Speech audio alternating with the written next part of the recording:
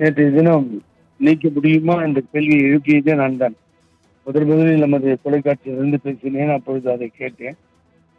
அதாவது 24 மணி நேரம் கழித்து இப்பொழுது அந்த முடிவுக்கு அவர் வருகிறார்.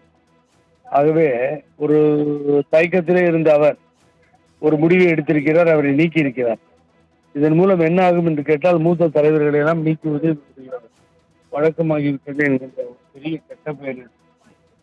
ஆகவேதான் இவர் நேற்று ஓபிஎஸ்ஐ பார்த்தார், பின்னால் சின்னம்மாவையும் சந்தித்தார் என்கின்ற குற்றச்சாட்டுகளை எல்லாம் சொல்லி வந்த நேரத்தில் நீக்கப்பட்டிருக்கிறார். இனி இதுக்கு ஒரு யானை பலம் கிடைக்கும். என்னவென்று கேட்டீர்கள், நாங்கள் எல்லாம் ஒன்னா சேர்ந்து பணியாற்ற, ஒற்றுமையாக செயல்பட, இவரை எதிர்த்து செயல்ல இது இந்த அறிவிப்பு ஒரு உறுதுணையாக நிற்கும். இனிமேல் அவரால் அரசியல் நடத்த முடியும்.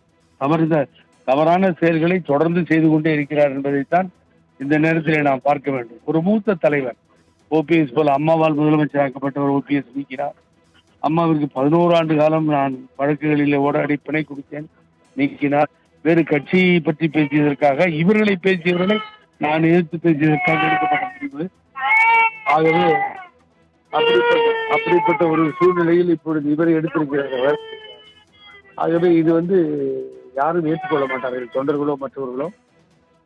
இதனுடைய பிரதிபலிப்பாக வரும் நாட்களில் அவருக்கு பெரிய வீழ்ச்சி ஏற்படும் அரசு. அதில் எந்தவித மாற்று கருத்தும் இருக்காது.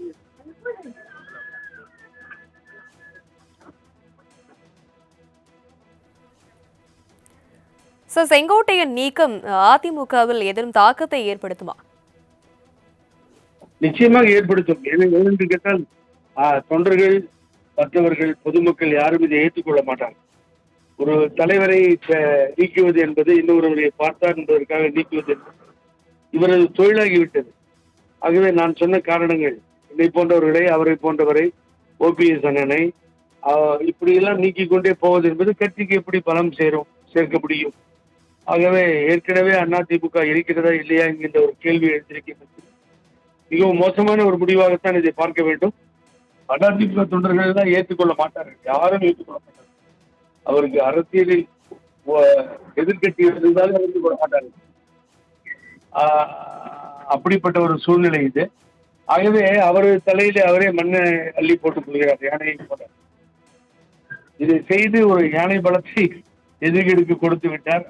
ஆகவே இதனுடைய தாக்கம் மிகவும் மோசமாக நினைப்பது போல் ஈஸியாக இருக்கிறார். அவரோட மாவட்டமே, இப்போ ஈரோடு மாவட்டம் மிகவும் தொண்டர்களால் ஏற்றுக்கொள்ள மாட்டார்கள். அங்கே இபிஎஸ்க்கு பெரிய பாதிப்பு. செங்கோட்டையன், டிடிவி, சசிகலா, ஓபிஎஸ் உள்ளிட்டோர் இணைந்து தனி கூட்டணி அமைக்க வாய்ப்பு இருக்கா? இல்ல, நான் இன்னொருவர் தனி கட்சி நடத்துகிறார், அவரை நான் பேச விரும்பவில்லை. இதில் ஓபிஎஸ் என்னிடம் செங்கோட்டையன் தேர்ந்தெடுப்பது வரவேற்கத்தக்கது. அதே போல அவர்கள் சின்னம்மா அவர்களையும், சசிகலா என்கிற சின்னம்மா அவர்களையும் உள்ளே கொண்டு விட்டால், நாங்கள் எங்களது ஒருங்கிணைப்பு குழு, நானே தேர்ந்தெடுத்து பெறுவார்கள், மற்றவர்கள் எல்லாம் சேரி அதை நடத்தி செல்வதற்கு அமையும். ஆகவே நிச்சயமாக அதற்கு நேரம் வந்துவிட்டது. இனி செயல்பாடுகளில் இறங்க வேண்டிய நேரத்தை அவரே வகுத்து இவரை வெளியில எடுத்து ஒரு பெரிய பலத்தை கொடுத்திருக்கிறார். ஆக்கப்பூர்வமான செயல்பாட்டில் இனி எங்களை காணலாம். இணைப்பில் உங்களுடைய கருத்துக்களை பகிர்ந்தமைக்கு மிக்க நன்றி திரு புகழேந்தி.